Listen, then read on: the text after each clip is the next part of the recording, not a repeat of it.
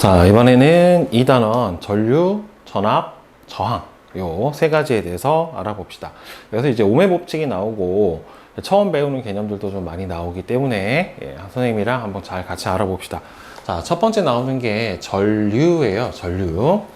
자, 전류는 문장으로 I라고 나타냅니다. I라고 써주면 이게 전류구나 라고 생각을 해주면 되고, 전류는 말 그대로 전기의 흐름이에요. 즉 전하의 흐름을 전류라고 얘기를 해주고, 단위는 A, 암페어라고 읽어주게 됩니다. 자, 그리고 1암페어는 1000밀리 암페어하고 값이 같아요. 밀리라고 하는 거는 1000분의 1에 해당하는 값이니까. 자, 그러면은 전류는 어느 방향으로 흐르냐면은 전자의 이동 방향하고 반대다라고 되어 있는데, 여러분들 우리 전자라고 하는 거는, 전자는 기본적으로 마이너스 전하를 띠고 있잖아요. 그죠? 마이너스 전하를 띠고 있기 때문에 마이너스 극하고 플러스 극 사이에 이렇게 전자가 있다라고 생각을 해보면, 이 마이너스하고 마이너스 사이에서는 서로 밀어내는 척력이 작용을 할 거고, 플러스하고 마이너스 사이에서는 서로 끌어당기는 인력이 작용을 해 줄 거기 때문에, 이 전자는 어디에서 어디로 이동을 해요? 마이너스에서 플러스 극 쪽으로 이동을 해 줘야 됩니다. 그러니까 전자 이동 방향은 마이너스에서 플러스가 되는 거고, 전류의 방향은 전자의 이동 방향하고 반대인 플러스에서 마이너스 극 쪽으로 이동을 하게 돼요. 그러니까 우리가 알고 있는 건전지에서 나오면은 플러스에서 나와서 마이너스로 들어가는 방향으로 흐르는 게 전류. 전자는 전지의 마이너스 극에서 나와서 플러스 극 쪽으로 가는 겁니다. 그러니까 이게 헷갈리면 안 되는 게, 요 안에서 마이너스에서 플러스 쪽으로 이렇게 전지 안에서 이동을 하는 게 아니라, 마이너스 극에서 전자가 이렇게 튀어나와서 이 도선을 따라 이렇게 플러스 극으로 들어가는 게 전자의 이동 방향에 해당이 되는 거고, 전류는 반대로 플러스에서 나와서 이렇게 마이너스 극 쪽으로 이렇게 흐르게 됩니다. 그러니까 기본적으로 우리 앞에서 했던 마찰 전기도 그렇고 전류도 그렇고, 이 전기에 대한 대부분의 성질은 뭐 때문에 나타나냐면은 바로 전자의 이동 때문에 나타나게 돼요. 결국에는 다 마찰 전기도 전자의 이동이었고, 이온이 생성되는 것도 전자의 이동이었고, 전류가 흐르는 것도 결국에는 전자의 이동 때문에 흐르게 되는데, 전자의 이동 방향하고 전류의 이동 방향은 서로 반대다라고 하는 겁니다. 자, 그러면 전기 회로 안에서, 그러니까 전기 회로에서는 보면 뭐가 있어요? 도선이 있을 거예요. 도선, 전선이라고 하는 게 있는데, 이 도선 내부에서 전자의 운동을 보게 되면은, 보통 도선이라고 하는 거는 전류가 잘 흐르는 뭘 사용해 줘야 돼요? 도체를 사용을 해 줘야 돼요. 보통 금속이겠죠. 그러면 보통 금속은 아무런 대전되지 않은 상태에서는 중성이에요. 대부분의 물체는 금속뿐만 아니라 대부분이 다 중성에 해당이 되고, 중성이란 소리는 플러스 전하량이랑 마이너스 전하량이 어떻다? 서로 같다라고 하는 거란 말이에요. 그러니까 평상시에 전류가 흐르지 않으면 이 전자들이 여러 방향으로 불규칙하게 아무렇게나 움직여요. 방향성이 없이. 왜? 전자를 움직이게 해줄 수 있는 뭐가 없기 때문에, 힘이 없기 때문에. 그래서 이렇게 움직이는 전자들을 뭐라고 불러주냐면, 아무렇게나 자유롭게 움직인다, 자유전자라고 얘기를 해주고, 그 다음에 전류가 흐른다. 그러니까 전류가 흐른다라고 하는 거는 전류를 흐르게 할 수 있는 힘을 가해 준 거예요. 그러니까 여기서 이제 뭐가 걸려야 되냐면은 전압이 걸려야 돼요. 전압이 주어지면 이게 전자들이 일정하게 한 방향으로 이동을 하는 걸 볼 수가 있는데, 전자들이 마이너스 극에서 플러스 극으로 이동을 하기 때문에 이렇게 오른쪽으로 이동을 해 가는 거를 볼 수 있게 됩니다. 자, 그러면 전류가 얼마나 센가 약한가는 어떻게 측정을 해주는 거냐면, 전류는 아까 단위가 암페어라고 하는 단위로 사용을 해준다라고 했는데, 1초 동안에, 그러니까 1암페어라고 하는 단위가 1초 동안에 도선의 한 단면을 6.25 곱하기 10에 18승계의 전자가 통과할 때의 전류의 세기다. 좀 얘기가 어려운데, 자, 좀 간단히 생각을 해보면, 전류가 흐른다, 그러니까 수도관으로 물이 흐르는 것처럼 이 일정 도선의 관의 단면을 물이 1초 동안에 얼마나 많이 흘러가느냐가 결국에는 물이 얼마나 세게 흘렀느냐를 나타내 주는 거라서 전류도 마찬가지로 이 도선의 한 단면적을 1초 동안에 얼마나 많은 전하가 이동을 했느냐, 그 전하를 뭘로 이동을 하는 실제 전자로 얘기를 해주는 거예요. 그래서 실제로 전하라고 하는 건 량을 가져요. 전하량. 그래서 보통 전하량은 Q라고 하고 단위는 뭘 사용해 주냐면 C라고 써주고 쿨롱이라고 하는 단위를 사용을 해줍니다. 그래서 실제로 전류는 어떻게 구해주냐면 전류 I는 자 시간 T분의 전하량 Q, 이렇게 해서 구해져요. 즉 전류라고 하는 거는 일정 시간, 보통 초예요. 일정 시간 동안에 전하량이 얼마나 흘렀는가, 이동을 했는가로 나타냅니다. 그러니까 1A라고 하는 거는 1쿨롱의 전류가 1초 동안에 흘렀을 때 1A가 되는 거예요. 그러니까 같은 전하량이 이동을 하더라도 걸리는 시간이 짧을수록 뭐가 센 거다? 전류의 세기가 세고, 반대로 같은 전하량이 이동을 하더라도 걸리는 시간이 더 많이 걸렸다라고 하면은 전류의 세기가 약한 거다라고 하는 거죠. 그러면 도대체 이 개수는 어떻게 알아냈느냐? 그러니까 실제로는 이제 전자 한 개의 전하량을 구했어요. 이 얼마인지를 알아요. 1.6 곱하기 10의 마이너스 19승 쿨롱이라고 하는 실제로 값을 구해서 1쿨롱을 얘로 나눠줬더니 이만큼의 전자가 이동해야 되는구나 이렇게 구해줬는데 뭐 얘는 그렇게 중요하진 않습니다. 내용이 원리만 아시면 돼요. 자, 그래서 전류는 도선의 한 단면을 얼마나 많은 전하가 1초 동안에 흘러갔느냐로 세기를 측정을 해주고요.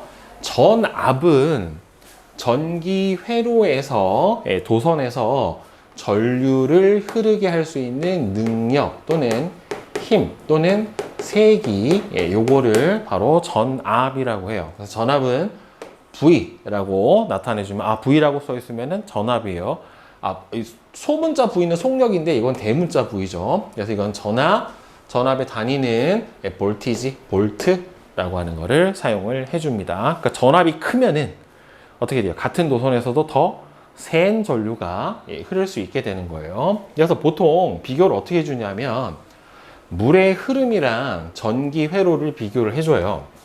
그래서 왼쪽에서 물이 흐르는 회로를 비교를 해보면 펌프가 있고 물이 흘러가는 수도관이 있고 그다음에 물을 다시 위로 올려주는 물레 방아가 있고 그 다음에는 밸브가 있고 그다음에 물의 높이 차가 있고 전기 회로에서는 건전지가 있고 그 다음에는 전류가 흐르는 도선, 전선이 있고 전구가 있고 스위치가 있어요. 자, 그러면 여기에서 이 물의 높이 차 때문에 어떻게 돼요? 물이 흘러내려와요.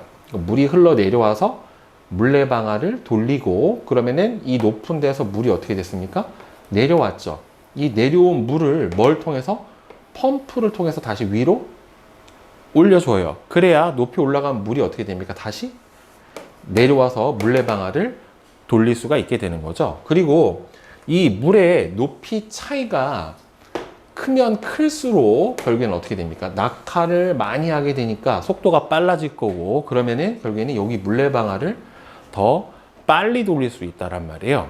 그러니까 물을 이 손바닥에다 물을 따른다라고 생각을 해볼 때 바로 요 위에서 따르는 거랑 저 높이 위에서 따르는 거랑 물이 손바닥에 닿는 느낌, 세기가 다르잖아요. 그러니까 얘도 마찬가지입니다. 자, 그래서 여기서 펌프는 바로 뭐예요? 전지예요. 전지. 즉, 뭘 만들어내는 거다?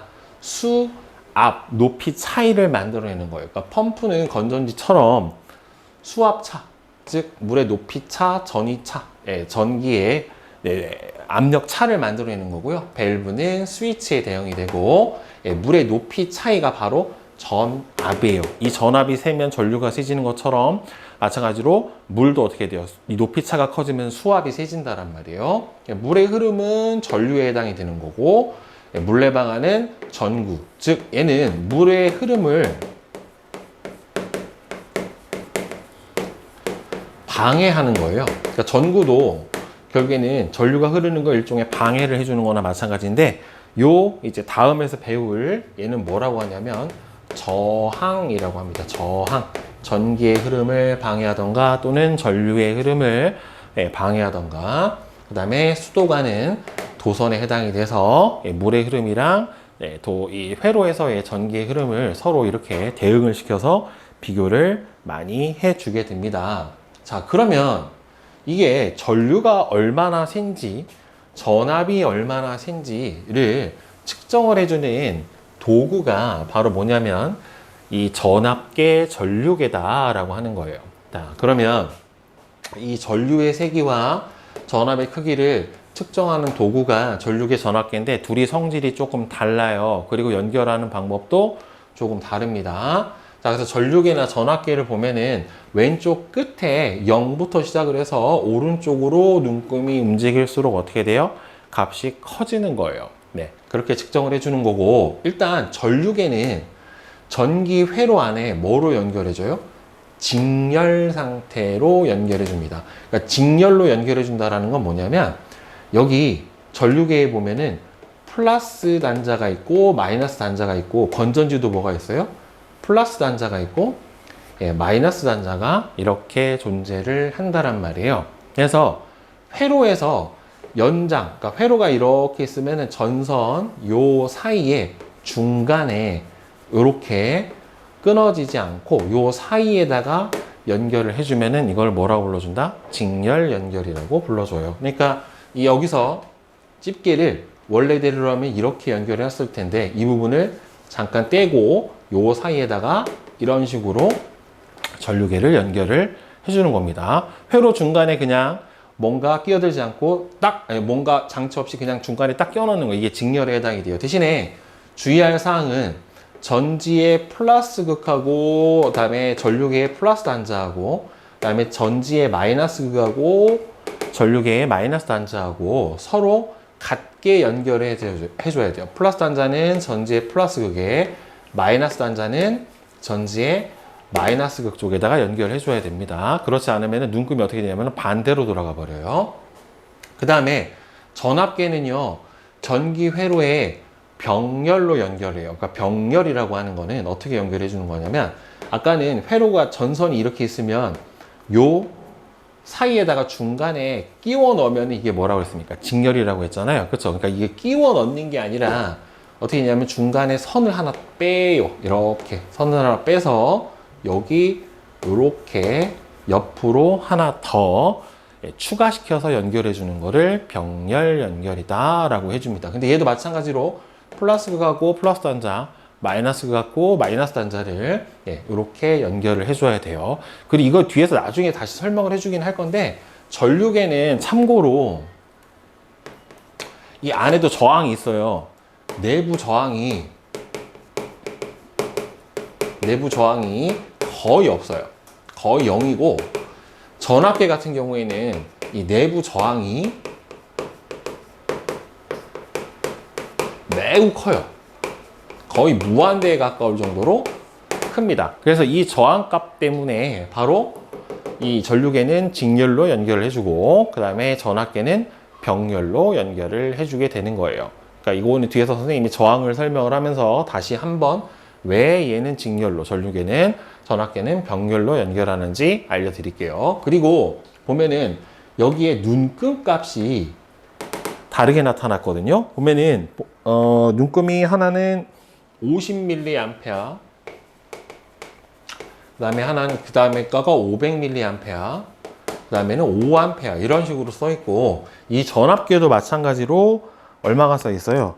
보면은 3V, 15V, 30V, 3V, 15V, 30V 이런 식으로 써 있는데, 이건 뭘 얘기를 해주냐면은 측정을 해줄 수 있는 최대 값이에요. 그러니까 50mA에다가 연결해주면 50mA까지 측정이 되는 거고, 500 연결하면은 500mA까지, 5에 연결하면은 5A까지 측정이 가능한 거예요. 얘도 마찬가지로 30V 연결하면은 30V까지 잴 수 있는 거고, 얘는 3V까지밖에 못 재는 거예요. 왜 이렇게 되냐면은, 여러분들 만약에 내가 쟀는데 전압이 한 0.8V예요. 0.8V면 30V, 어차피 0.8V도 여기 안에서 쪼개져서 눈금이 움직일 텐데 30V까지 잴 수 있는데 연결해주면은 0.8V면 움직이는 폭이 굉장히 작단 말이에요. 그러니까 정확하게 측정이 안 되죠. 따라서 내가 측정하고자 하는 전압의 대략적인 범위를 알고 그 범위 값에 가까운 최대 허용치를 에다가 단자를 꼽아줘야 우리가 눈금을 조금 더 정확하게 측정을 할 수 있기 때문에 이렇게 우리 허용 가능한 전류 전압계의 단자, 마이너스 단자 값이 정해져 있게 되는 거고요. 그 다음에 만약에 내가 이게 얼마인지를 몰라요. 정확하게 A가 몇 암페어일지 아니면 몇 볼트일지 몰라요. 그럴 때는 어느 거부터 먼저 연결해 주냐면 허용값이 제일 큰 거부터 먼저 연결해 줘요. 그래서 왜 그러냐면은 너무 작은 거에다 해놔버리면은 갑자기 너무 큰 전압이나 큰 전류가 걸렸을 때 전압계나 전류계가 고장이 날 수가 있다는 말이에요. 그렇기 때문에 처음부터 작은 데서부터 큰 데로 가는 게 아니라 큰 허용치부터 작은 허용치로 점점 낮춰가면서 측정을 해줘야 전류계, 전압계가 고장 나는 거를 막아줄 수가 있습니다.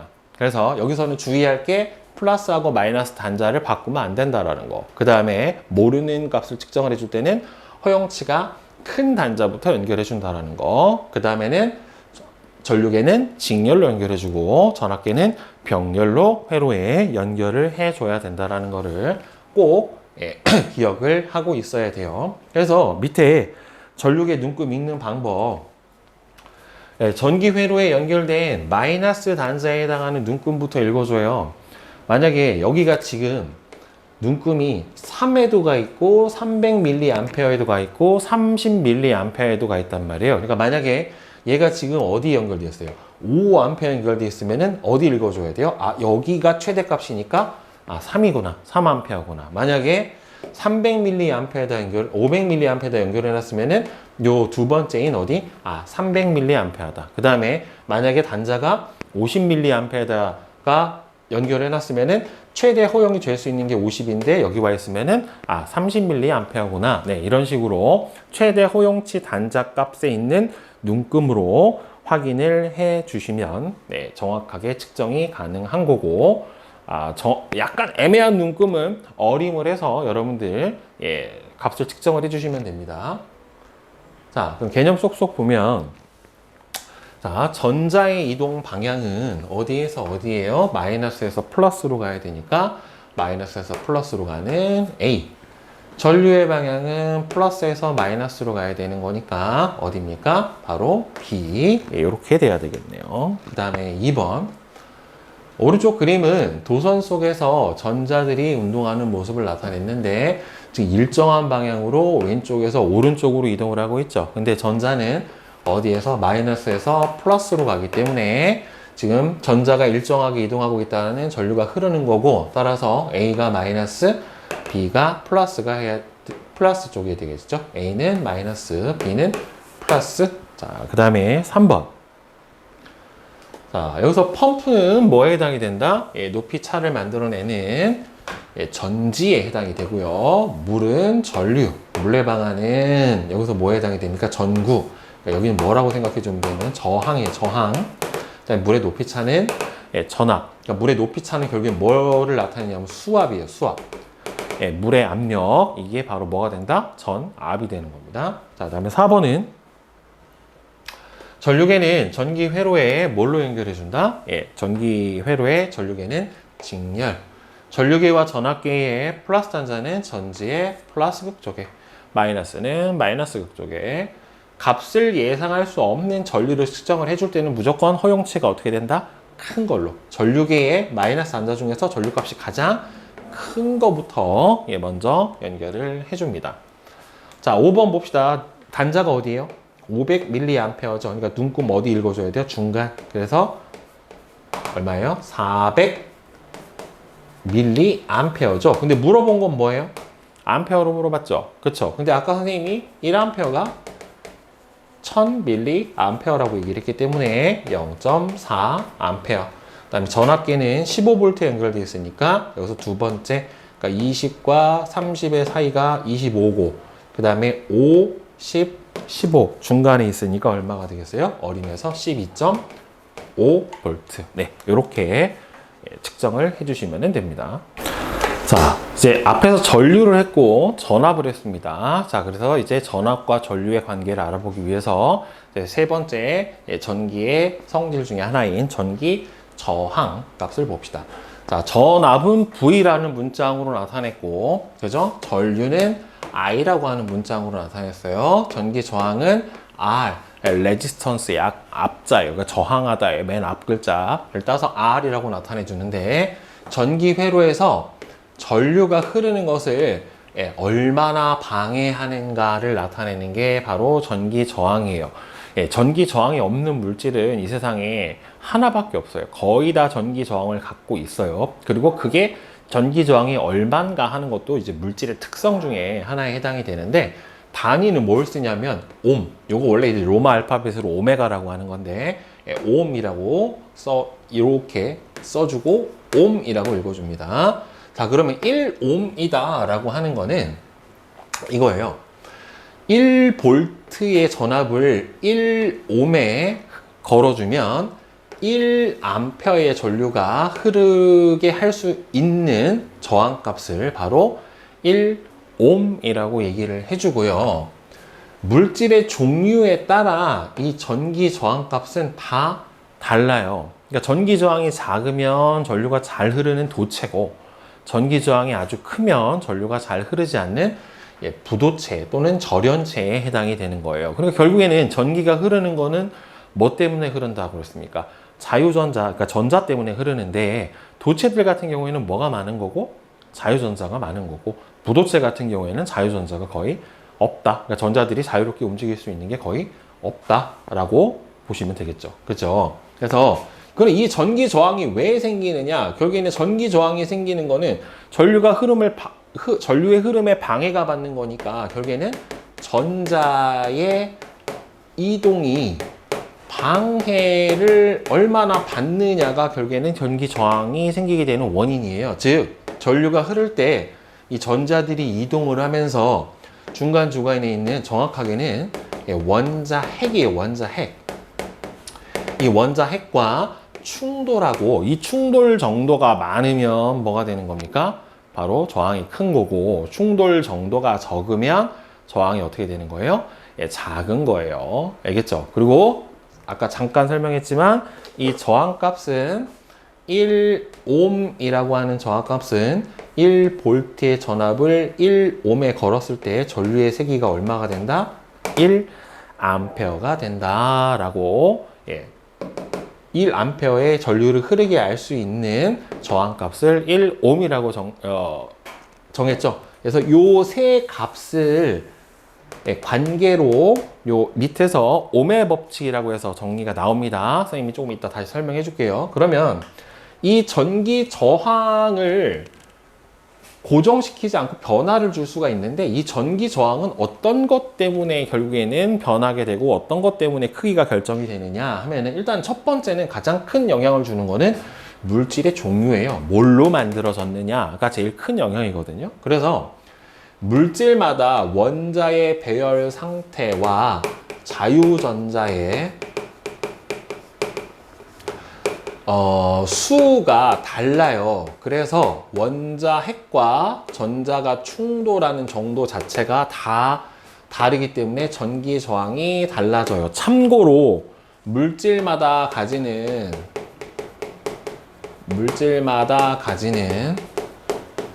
고유한 저항값을 뭐라고 불러주냐면 비저항이라고 불러줘요.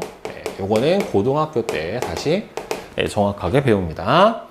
그 다음에 두 번째로는 이제 같은 물질로 만들어졌다라고 했었을 때 저항값이, 이 두 번째로 영향을 줄 수 있는 거는 이 도선의 길이, 그러니까 저항의 길이와 단면적이에요. 도선이 아니라 이걸 저항으로 봅시다. 도선만 저항값을 가지는 건 아니니까 저항의 길이와 단면적이라고 하는 거는 굵기를 나타내 주는 거예요. 그래서 전기 저항은 물질의 길이에 비례해요. 그러니까 이 물질이 길어진다는 소리는 저항값이 긴 거거든요. 그럼 저항이 길면은 이 안을 통과해야 되는 자유전자의 길이가 어떻게 되는 거예요? 길어지는 거죠. 그러면은 결국에는 중간중간에 가다가 원자핵이랑 충돌하는 정도가 뭐라고 그랬습니까? 저항값인데, 길이가 길어져 버리면 어떻게 되겠어요? 충돌하는 정도가 아무래도 많아지겠죠. 그렇죠? 그래서 물질의 길이에 비례하게 되고 단면적에는 반비례해요. 그러니까 길이가 길어지면 얘가 여기서부터 여기까지 짧은 거리를 가는 거랑 긴 거리를 가는 거랑 충돌해야 되는 저기 횟수 자체가 긴 거리를 갈 때도 많아질 거 아니에요. 근데 굵기가 가는 경우랑 굵은 경우를 보면은, 그러니까 예를 들어서 가느다란 거는 왕복 2차선 도로고 큰 거는 왕복 8차선 도로라고 생각을 해보면, 도로가 넓으면 차들이 훨씬 더 어떻게 돼요? 순조롭게 많이 한꺼번에 빠져나갈 수가 있잖아요. 도로가 좁은 거보다는 마찬가지. 그러니까 저항도 굵어버리면 전자들이 빠져나갈 수 있는 어떻게 돼요? 도로가 넓어지니까 좀 더 쉽게 나갈 수 있어서 저항값이 작아진다. 그러니까 전류가 더 잘 흐른다라고 볼 수가 있어요. 즉 길이가 길어지면 전자가 도선을 지날 때 원자 핵하고 충돌 횟수가 아무래도 더 많아지기 때문에 전류가 흐르는 것을 방해해서 길이에 비례해서 저항이 커져요. 그러니까 길이가 2배가 되면 저항도 2배, 길이가 10배가 되면 저항도 10배가 되는 거고, 단면적, 즉 굵어지게 되면은 단면적이 넓을수록 도선의 단면을 통과하는 전자의 수가 많아지기 때문에 도로가 넓어지니까 전류가 잘 흐를 수가 있게 됩니다. 자, 그런데 여기서 주의해야 될 게, 여기서요 이렇게 단면적으로 주는 경우가 있고, 원형 도선이라고 하면 여기를 반지름으로 주는 경우가 있어요, 문제에서. 근데 보면 길이 면적이 2배가 돼버리면 실제로는 굵기가 2배가 돼버리니까, 그러면 굵기하고 저항값은 반비례한다고 했잖아요. 그러니까 굵기가 2배가 되면은 저항값은 2분의 1로 줄어요. 그런데 저항값이 여기 반지름이 R에서 예를 들어서 2R이 돼버리면 원형 도선의 단면적이 파이 R 제곱에서 4파이 R 제곱으로 몇 배가 돼버려요?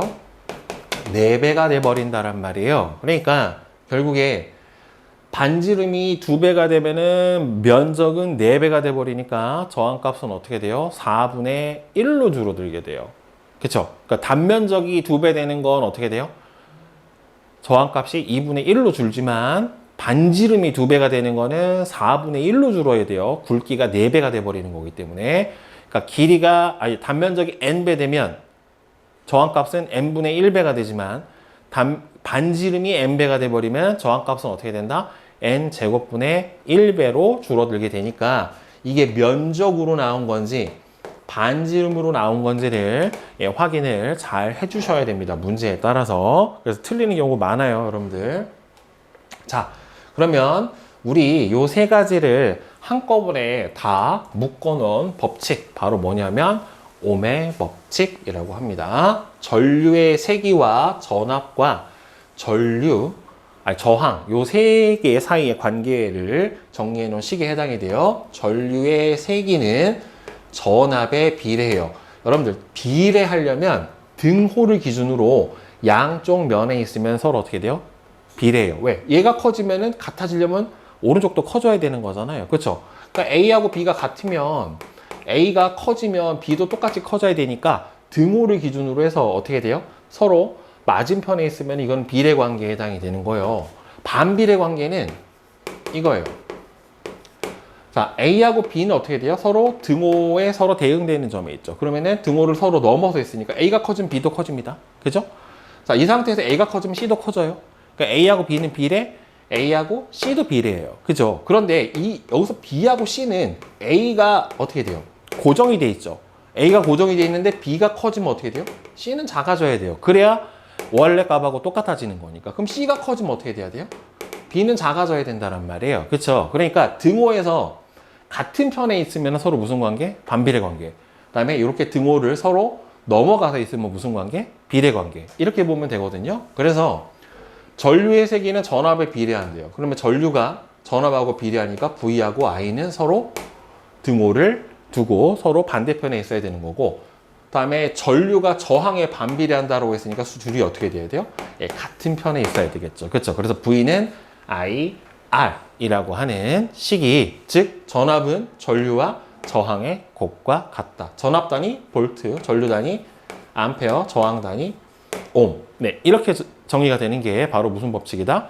옴의 법칙이에요. 그러면 이거는 문짝만 이항을 시켜주면 V는 I, R이니까 I에 관해서 정리해주면 I는 R분의 V가 되겠죠. 그죠? 그러면 봐봐요. 전류는 전압에 비례하고 저항에 반비례하게 되겠죠. 그 다음에 R은 뭐가 되겠어요? I분의 V. 즉, 전압이 일정할 때 저항하고 전류는 서로 무슨 관계다? 예, 반비례 관계다라고 하는 거예요. 그러니까 하나는 고정을 시켜놓고 두 가지 사이의 관계를 보는 겁니다. 자, 그러면 일단 첫 번째, 전압과 전류는 자, 조건이 저항이 일정할 때, 자, V는 IR에서 저항이 일정할 때 전압하고 전류는 무슨 관계다? 비례 관계에 해당이 됩니다. 자, 그러면 여러분들 이 상태에서 이 그래프의 기울기는 뭐분의 뭐예요? 가로축 변화량 분의 세로축 변화량이니까 전압분의 전류가 되죠. 그러면은 전압분의 전류가 돼버리면 어떻게 돼요? V는 IR인데 전압분의 전류가 돼버리면 V분의 I가 될 거고 얘는 뭐가 됩니까? R분의 1에 해당이 돼요. 그러니까 여기서 기울기는 저항의 역수고 저 그래프가 가로 세로가 이렇게 나오는 경우가 있어요. 여기가 가로축이 전류고 세로축이 전압이면 이 경우는 그래프의 기울기가 뭐가 되겠어요? I분의 V값. I분의 V값이 되니까 이 경우는 그래프의 기울기가 저항이에요. 그러니까 이게 그래프 모양만 볼 게 아니라 가로축하고 세로축에 뭐가 들어가 있는지 확인을 해줘야 됩니다. 그러니까 만약에 가로축이 전압, 전류면 어차피 둘 다 비례인 건 마찬가지지만 이 경우는 저항의 역수고 이 경우는 뭐가 돼요? 저항이에요. 그 다음에 전압과 저항의 관계를 비교를 해줄 때는 전류가 일정해야 되겠죠. 그래서 전류가 일정하면은 전압이 커지면 저항이 크다. 즉, 더 큰 저항에 같은 전류가 흘러도 더 큰 전압이 걸린다라고 하는 거예요. 이걸 해석을 해줄 때, 즉, 전류가 일정할 때 같은 전류가 흐를 때는 저항값이 클수록 전압도 더 커진다라고 하는 거고요. 그 다음에 전압이 일정할 때는 전류하고 저항값은 서로 무슨 관계다? 반비례 관계예요. 왜? 저항은 전류의 흐름을 방해하는 정도니까 저항이 커질수록 전류의 세기는 어떻게 되겠습니까? 약해지게 되겠죠. 결국에. 자, 그래서 이 그래프는 가로축이 전압이고 세로축이 전류란 말이에요. 그렇죠? 그러면은 아까 선생님이 V는 IR에 의해서 이 그래프의 기울기는 전압분의 전류잖아요. 그러면은 전압분의 전류가 돼버리면 저항의 역수인 R분의 1에 해당이 되는 거니까 즉 얘는 얼마가 돼요? 예, 나의 기울기는 4분의 2니까 2분의 1이 되고 가는 4분의 4니까 1이 돼버리겠죠. 그러니까 저항값이 얘는 R분의 1 값이 얼마란 소리예요? 가는 1이고 나는 2분의 1이니까 나는 저항값이 얼마가 된다? 2옴. 얘는 1옴. 그러니까 저항값은 나가 큰 거죠. 왜 크냐면은 같은 전압이 걸렸을 때 전류가 누가 더 작아요? 나가 더 작죠. 왜? 저항이 더 크니까 전류가 더 작게 흐르게 되는 거죠. 그죠? 예, 그래프 값만 V는 I, R의 전압, 전류, 저항값만 예, 정확하게 대입을 해주면 여러분들 어렵지 않게 오음의 법칙으로 예, 각 값을 구해줄 수 있어요. 그냥 1차 방정식이니까 이건 어렵진 않습니다. 자, 그러면 6번은 자, OX에 해당이 됩니다. 자, 3번은 왜 틀냐면 물질의 길이가 같을 때 단면적이 넓을수록 전기 저항은 어떻게 돼요? 작죠. 즉, 저항값 R은 뭐에 비례하고? 길이에 비례하고 그 다음에는 굵기에 반비례해요. 단면적. 그 다음에 7번. 자, 얘를 보면은 단면적하고 굵기에 반비례하고 길이에 비례한다고 그랬죠. 길이 몇 배예요?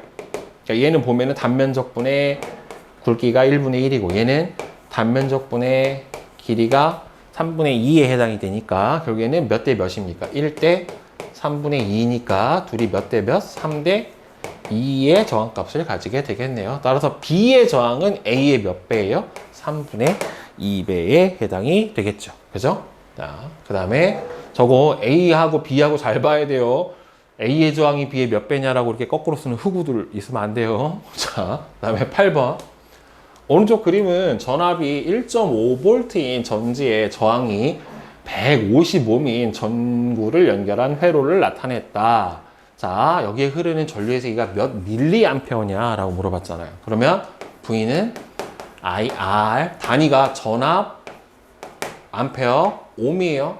자, 1.5V 전류 몰라요. 저항가 얼마래요? 155ml래요. 따라서 전류 I는 150분의 1.5에 해당이 되는 거니까 얼마가 됩니까? 100분의 1 암페어에 해당이 되는 거죠. 그죠? 근데 뭐라고 물어봤어요? 밀리 암페어가 얼마냐라고 했으니까 1000밀리 암페어가 1암페어에 해당이 되는 거니까 10밀리 암페어.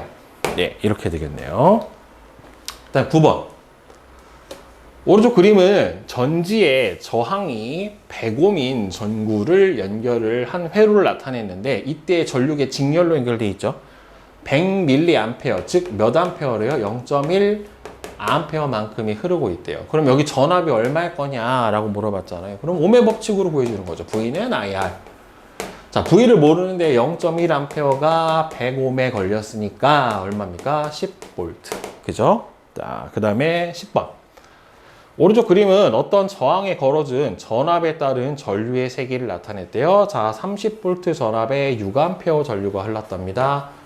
30V에 6A의 전류를 흐르게 할 수 있는 저항가 R은 몇 옴? 5옴. 그쵸? 네, 이렇게 간단하게 풀어주시면 됩니다.